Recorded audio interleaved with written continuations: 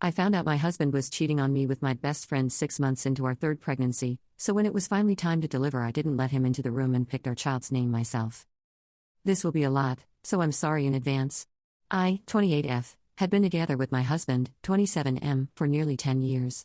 We got married at 21, had our first son a year after, followed by our daughter 3 years later. I built my whole life around my family. We got good jobs, he worked full-time, I worked from home, we had a good home in a great neighborhood, and we put our children in good schools. We also had a successful business on the side. I thought we did everything right. My best friend, since we were in middle school, lived close.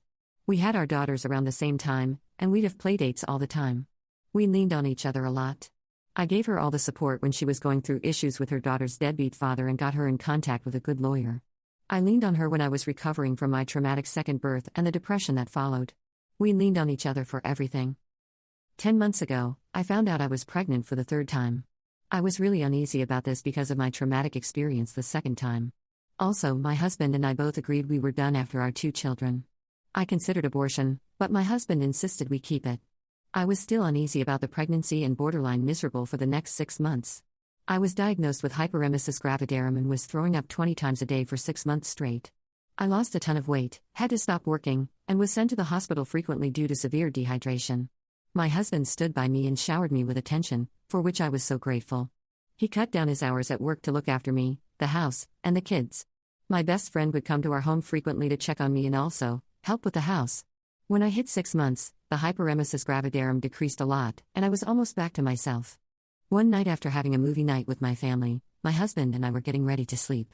He fell asleep right away while I quickly checked on the kids before getting into bed.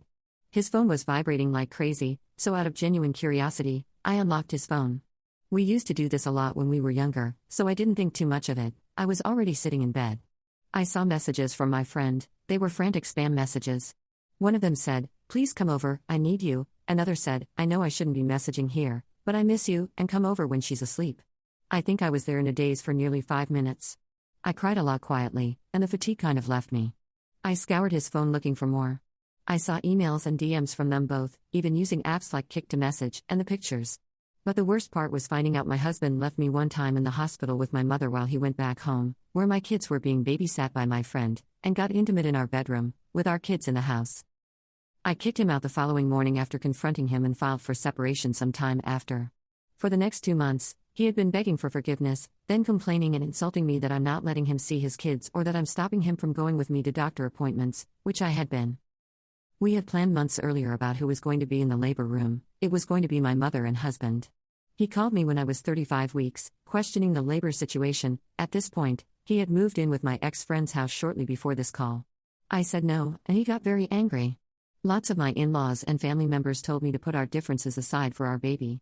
I still said no. I gave birth to my son with my mother and sister present, and didn't feel any regret about my choice.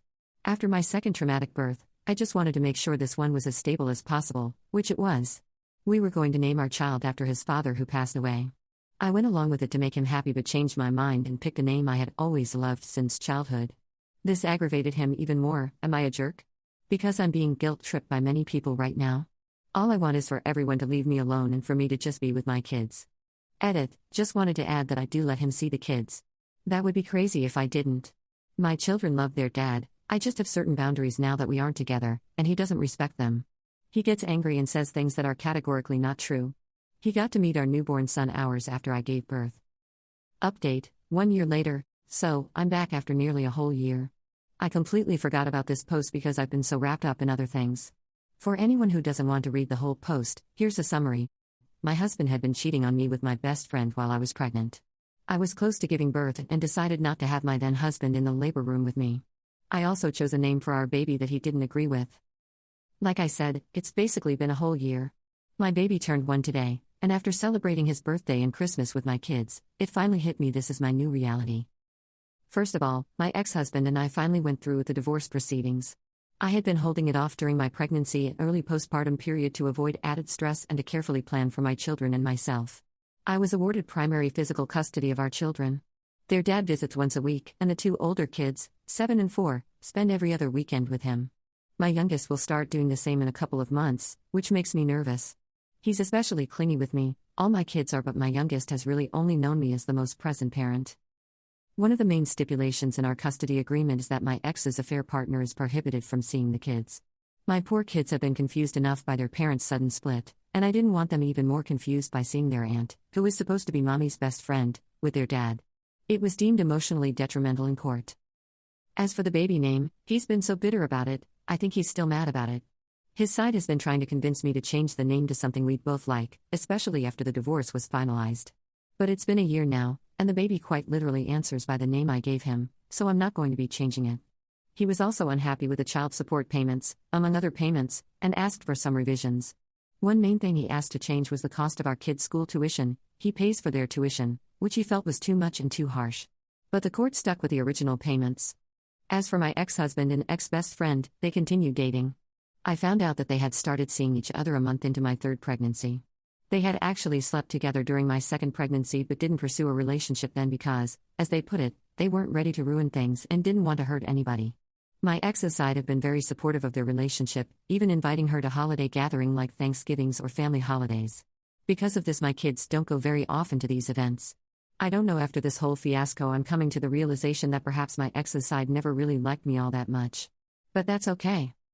I eventually spoke with my ex-best friend to ask why they did it. She claimed that they were just friends but grew close while she was dealing with issues involving her deadbeat ex-boyfriend. Both of them insisted that my ex-husband just wanted to protect her, which supposedly turned into love. Hearing this hurt me a lot, but at the same time, I felt relieved to know the truth. When I sat with this information for a while, it stopped hurting. It made me realize that I didn't still love my ex-husband and could finally let go of him and their betrayal. They broke up a week ago. Apparently, it's just a break, though who knows. Although my kids go to their dad's house every other weekend, it has helped a lot with making time for myself.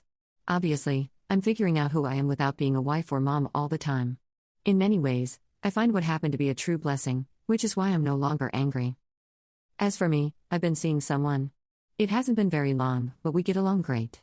Initially, my ex-husband made the whole situation difficult. He didn't want me to have any man, specifically, around the kids.